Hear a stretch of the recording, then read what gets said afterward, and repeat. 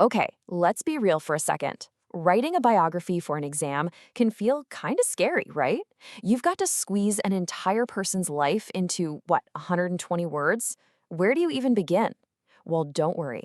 In this session, we are going to break it all down into a super simple, powerful formula that you can use every single time to get amazing results.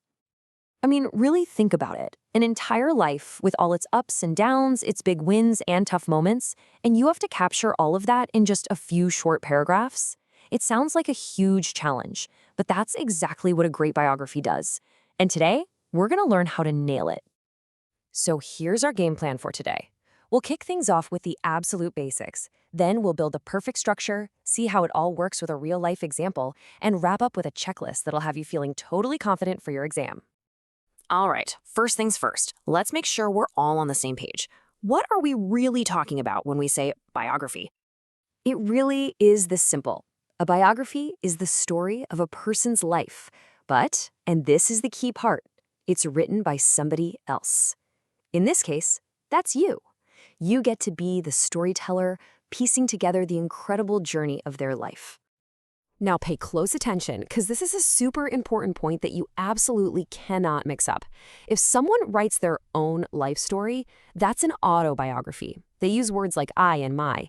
But when you are writing a biography, you must use the third person. Think, he was born, or she achieved. Getting this right is rule number 1. Okay, let's get into the good stuff, the actual blueprint. The best part about writing a biography is that you don't have to guess. There's a clear, logical framework you can follow every time. It's a 6-part structure that'll make your story flow beautifully from start to finish. And here it is, your 6-step recipe for an A+ biography. You start with a snappy title. You introduce who you're talking about and why they matter.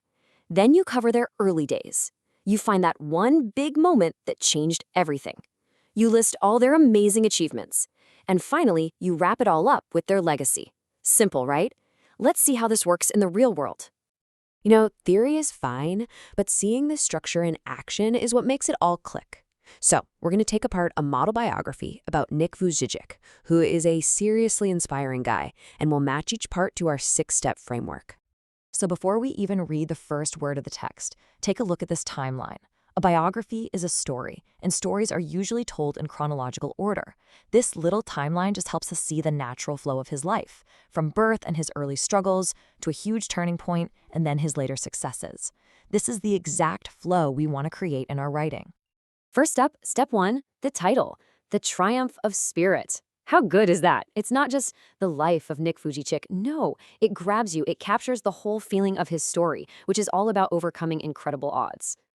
All right, let's look at this opening. This is a perfect introduction. Our step 2. See how it immediately tells us why he's important with that awesome line, attitude determines one's altitude? It hooks us in and sets the stage by introducing who he is and the massive challenge he faced right from the start. Yep, introduction, nailed it. Let's keep going. Next up, we get into step 3, his early life and background. What's so great here is that it gives us real context. It doesn't just list boring facts. It talks about the tough emotional and physical challenges, which helps us understand the person he was about to become. You see how the story is building? Now we're getting to a really important moment.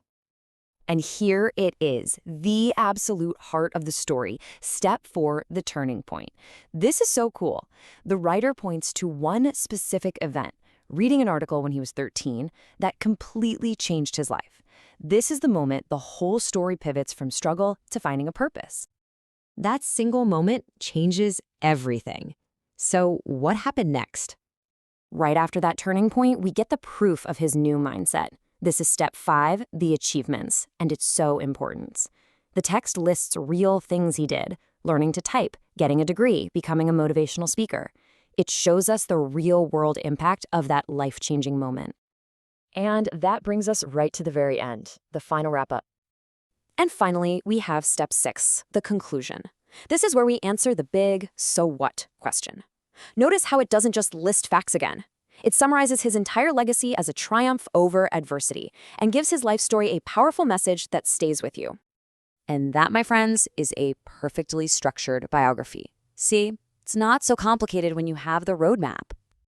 Okay, we've seen the 6-part structure in action. Let's move to our final section, a super quick checklist of rules to make sure your writing is polished, professional, and ready to get you top marks. All right, commit these 5 golden rules to memory. 1, third person only, he, she. 2, always write in the past tense. 3, keep your tone formal. 4, stick to the timeline, no jumping around. And 5, use linking words like then, later, or as a result to make your ideas flow smoothly. Got it? Awesome. Okay, quick pop quiz time. Before you try writing one yourself, can you answer these 3 questions? What tense do you use? Is it first or third person? And what's the whole point of the conclusion? If you're thinking past tense, third person, and summarizing their legacy, you are in fantastic shape. So there you have it, the formula, the model, and the rules. You officially have all the tools you need to take a bunch of facts about a famous person and weave them into a powerful, well-structured story. The only question left is, whose incredible story are you going to tell first?